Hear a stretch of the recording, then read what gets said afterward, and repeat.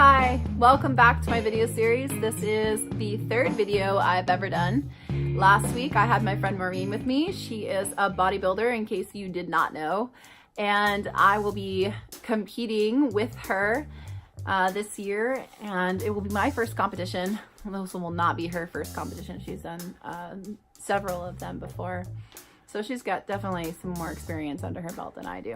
But I'm in good hands because she'll be able to help me out. We're gonna be rooming together, and I'm just excited about the whole thing. I think it's great, and I'm rooting for her, and I'm sure she's rooting for me. And we're in it to experience it. I'm sure she's in it to win. Winning is never a bad thing, but at the same time, I feel like I've already won because I'm accomplishing what I set my mind to back last year in June, and it will be a year when I'm competing. So that's like something that is a win for me because I'm doing it, you know, and I'm getting major muscles in the process. So that's the fun part. Getting stronger is awesome. Finding out more about my body is awesome. Embracing who I am is even more awesome. We talked about that last week with Maureen. We talked about accepting who we are and understanding what that means and the depth of it, because it goes really, really, really, really deep into who we are. And that is definitely something I talk about with my clients, and I guide them towards discovering more about what their thoughts are. So a lot of the times I'll have some of these things kind of like ebb and flow within the video series and just create the dynamic of who I am as a person, what do I have to offer, and the things that I have to think about and to talk about as well. But I also realized today that this is sort of a video diary because I am working towards a goal, and my goal is to be the motivational speaker and to publish my book and to do all these wonderful things and to help and encourage people for growth. And I'm really excited about that, but I'm not there yet. And a lot of the time when I'm inspired by someone, they are already there, you know, because they're my inspiration. Like I have on my dream board, I have Byron Katie, and at the end of this video, actually no, I'm gonna cut this in. I'll cut in the dream board that I have so that you don't have to be like, what dream board are you talking about? There's my dream board.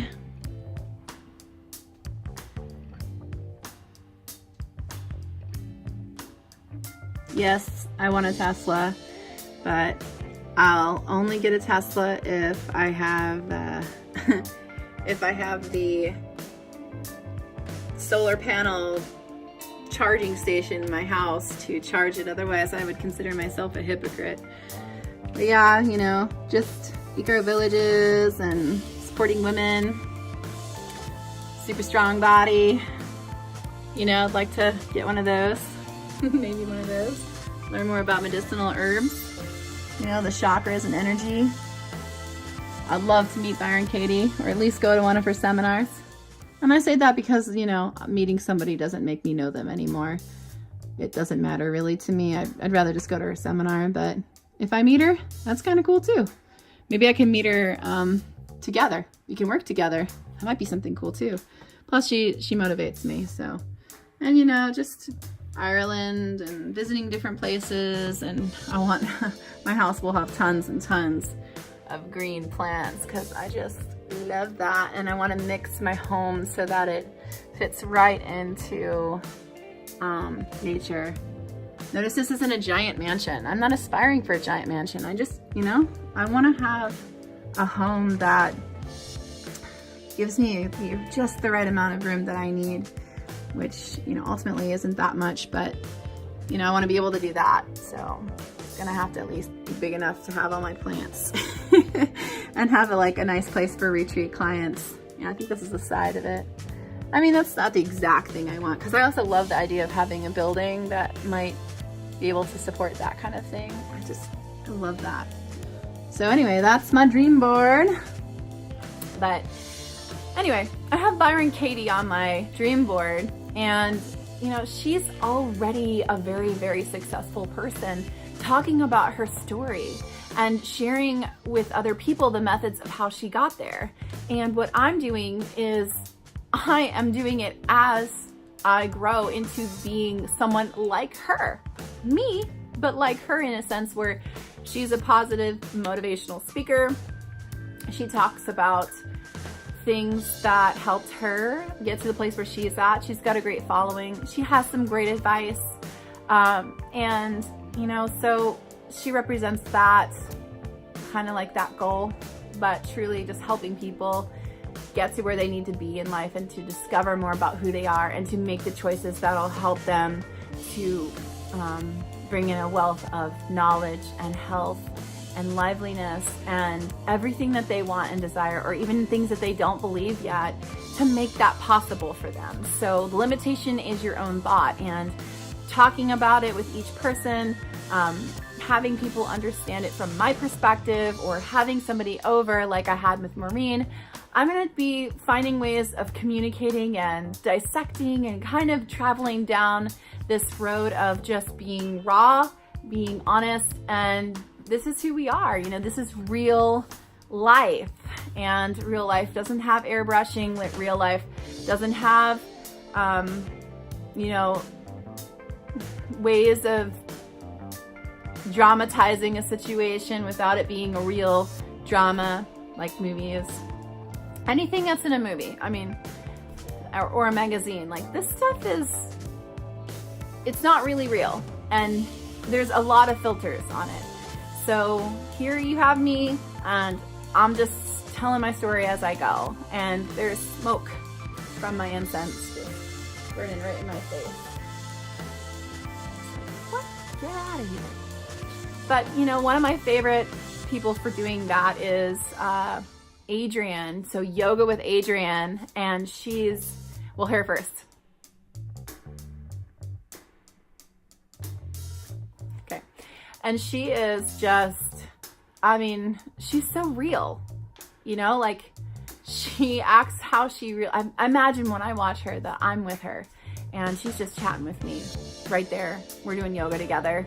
And that's, I think, how a lot of people feel with her. They followed her through her journey, and she's one of those people where she started off, you know, probably using a light like I'm using and a camera stand like I'm using, and now I see her and she's got like a whole setup. And you know, it's great because she's following her heart and she's following her dreams. And I kind of want to talk about that today, because as I do my video journey, I want to be honest, and I want to talk about the real things that I face, the real challenges. Besides the everyday challenges of, you know, marriage and family, there's other things that are going on as well. For my career, for example, like I don't have it all figured out. I don't have every single thing that I'm gonna do mapped out or defined. When I write my book, I just write what comes to me, because that's what I need to do to write. And I know that if I trust that in the future, I'll be able to take all that information and organize it in such a way where it creates the storyline and you can follow it in like kind of like a sequential order, or however I want to like orchestrate it so that I take you on a journey throughout my life. I have no idea how I'm going to do that yet, but I do know that I'll figure it out, you know? But if I never start writing the book because I'm too worried about the structure, I'm not gonna start it. So I just write. And I got this advice from a very close friend of mine. She's actually my mentor. Her name is Shauna from Shauna Home. And I'll do another plug-in. She is a shaman, and she is an amazing person because she's living the journey. And I see her kind of in the like middle of her like life purpose. I didn't get to see the beginning stages of, you know, not the forming who she is person, but rather, you know, the last 6 to 8 years where she was really starting to carve out what she wanted to do with life and how she got to create her belief systems and her thought processes and address those things that kind of were obstacles for her to get to where she is today, so that she can help other people. Much similar to where I'm at now, and I'm helping other people, but I'm in the beginning stages of this whole fantastic career and this wonderful life that we all have and share. I'm just starting out. And so because of how my belief system is structured, I believe that that the universe provides to me scenarios and situations that either test me or put me through a series of just life experiences where I go back to the students ready, teacher appears moment. It's like I'm a teacher and I'm a student, but life's gonna come and challenge me and ask me, am I the teacher now? Am I the student? What's going on? And I've learned a lot of lessons. I talked about this in my first video. Last year being as challenging as it was, the year before that breaking everything down and being what it was. This is major challenges, and figuring out more about who I am as a person, and then carving out that person and standing up for that person. And it can be challenging because sometimes things can come into your life that may seem like it's on your path or the right path.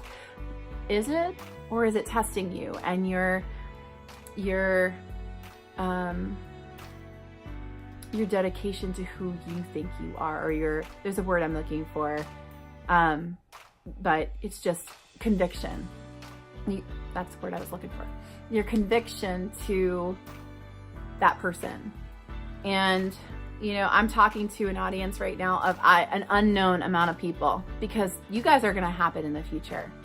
So I'm going to imagine that there's 10,000 people. We'll see if this video ever gets to 10,000 views. I'm sure it will, because I'm going to put it out there.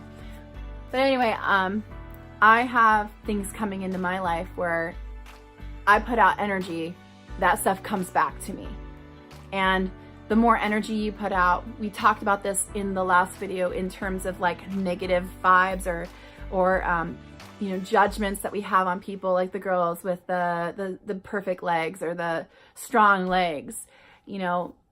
We use it as an energy that we put out. So instead of saying, oh, they're a bitch, we say, how did you get that? Well, the same thing happens in life when we put out that energy of what we're doing, and we're on this vibrational path, which we can't see because it's literally vibrations. When was the last time you saw a vibration? And it's there. Like when I play my guitar, I hear reverb. There's reverberation. There's vibrations going on that I can't see. There's vibrations of light. There's vibrations of sound. And we can't literally see these things, but they're happening. Well, the same thing is happening when we put off energy in a form of how we feel or how we think, or even like the what fuels us to wake up in the morning. There's an energy about us.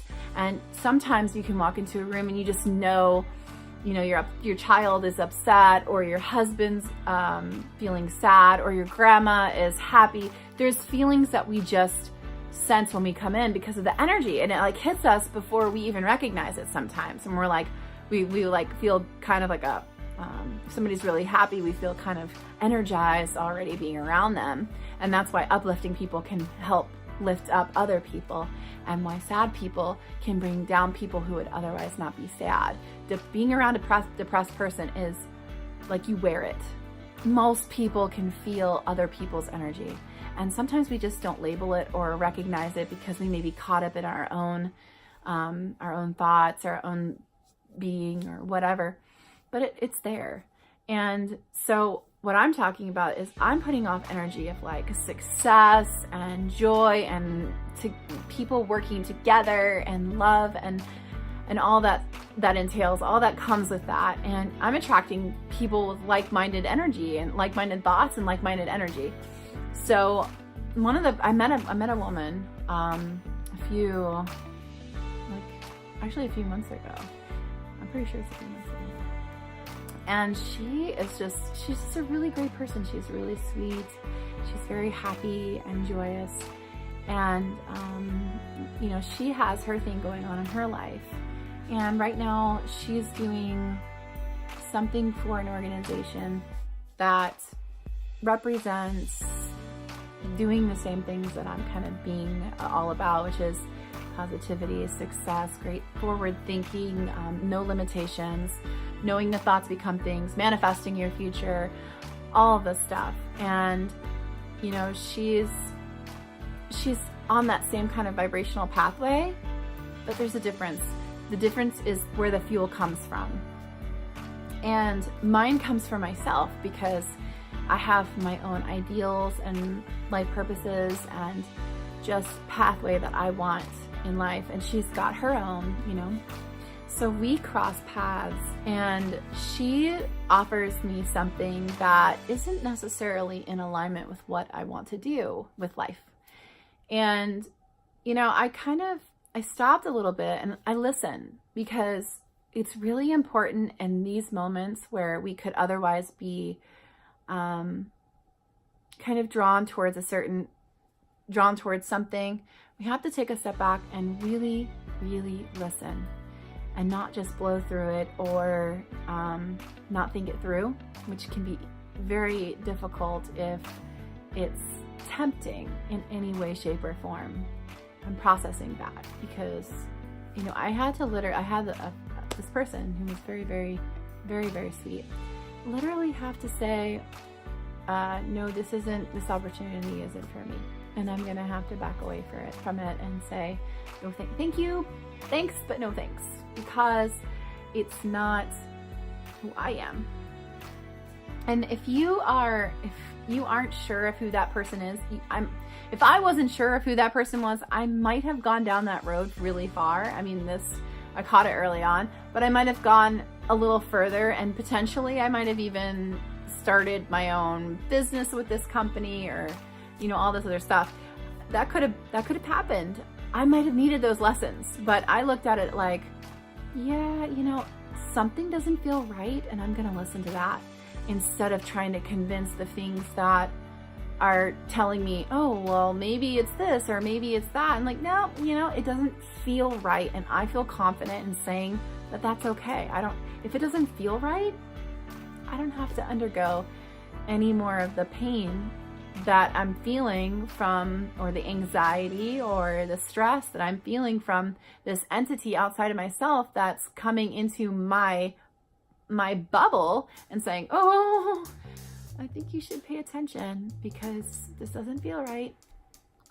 I'm gonna listen to that because my goals are I've got them out. I've got myself figured out. I've got what I want to do figured out. I know what I need to do in the immediate terms, and I know what will get me there. And I don't have to believe that it has to be through another person's jet. It can be my own. And you know, that's just my path. Other people have their own path. Other people may do that and be very successful at it. So I have to really look at all these things and really analyze it and go, okay, I can walk away now. I feel confident about this decision I'm about to make and not look back. So a lot of things need to be processed. I look at what I'm passionate about, and I'm looking at things with a very clear perspective because I know what I want. And I think that people can get lost if they don't know what they want. So finding out what you want is just simply listening to what you really like to do. And I really like to write. I really like to talk, obviously. And I really like to help other people. And so that's what I'm following. I'm following that. And I encourage you to do the same. Like, what do you love to do? Do you love to play piano? Do you love to paint? What do you love to do? And what are you doing in your life to harness that love? Because that's life. That doing what you love is the reason you are here. It is the reason you wake up in the morning and you don't even realize it. It's not to go to your 9-to-5 job. It's not to clean the house. It's not to go socialize just for the fact of socializing, or to do meetings because it might get you a connection that gets you closer to meeting your quota. It's nothing like that. It's what do you love to do, and why aren't you doing it? Why aren't you doing it? Like, if you love taking baths, why aren't you taking a bath? And if you say, Well, I do take a bath once a week, and I really love that moment, but I can't take a bath, every night. Could you take a bath 2 times a week? I've talked to people, and they have this passion of like creating something, and they won't create it because they put everything else above their own outlet of creating. They don't make it happen. Do something about it. If you want to do it, do it. Find time to do it. If you want to paint, but you say your week is full, you got to find an hour or 2 in there to paint. If you say, I can't just paint for an hour or 2, it's got to be 5 hours. Make yourself have 5 hours then. That's awesome. I can't do that. I have kids. Kids sleep. They sleep, and you still have got a good set of time to paint afterwards. So when you put your kid to sleep, go upstairs or go in your little art room, mine's upstairs, and paint. Do what makes you happy, and do it for as long as you want. And if you're worried about not getting enough sleep, it's 1 day a week. So take it or leave it. But if you can get yourself into their paint, then paint. If you want to create music, create music. If you've been dying to get on your guitar and learn a song, learn the song. It'll make you happy. Do it for 20 minutes a day. You don't have to be perfect, and you don't have to have a rhythm right now. I have a good friend who wants to do yoga. I say, hey, do yoga. And she's like, well, I can't. It's like, I have all these other priorities and things that I need to do. I'm like, just do it once a day. And if she still pushes on it, she's like, yeah, but it's like some days I might miss it. Okay. Then do it the next day. Just have the intention to do it every day, and it'll happen. You may not do it right away. You may not be successful at first, but don't get down on yourself. That's life. You wake up, some days you wake up later because you're tired. And so you sleep and you go, oh God, I really want to wake up 7 o'clock in the morning and do some yoga. That's what I'm going to do. And then you wake up in the morning and you're like, oh, I'm so tired. I just need another half hour of sleep. Either get out of bed or go to sleep. But don't criticize yourself when you wake up at 8 and go, oh my gosh, I should never have slept. I should have done. Just don't say that. Just cut that part out, because that just takes away from you. And just say, okay, I chose not to do yoga today. I'm going to do it tomorrow, or I'm going to do it later today, or whatever. And just make a decision and then do it. Don't make any more excuses. Just don't. Just either get up at 7 when you say you're going to do it, or if you say you're going to do it after your kid goes to bed, then you better be doing it after your kid goes to bed and not making any more excuses. Intend and follow your intention. That's what I'll leave you with today. And you know what? The more you stay on track with your intentions and your purpose, your beliefs,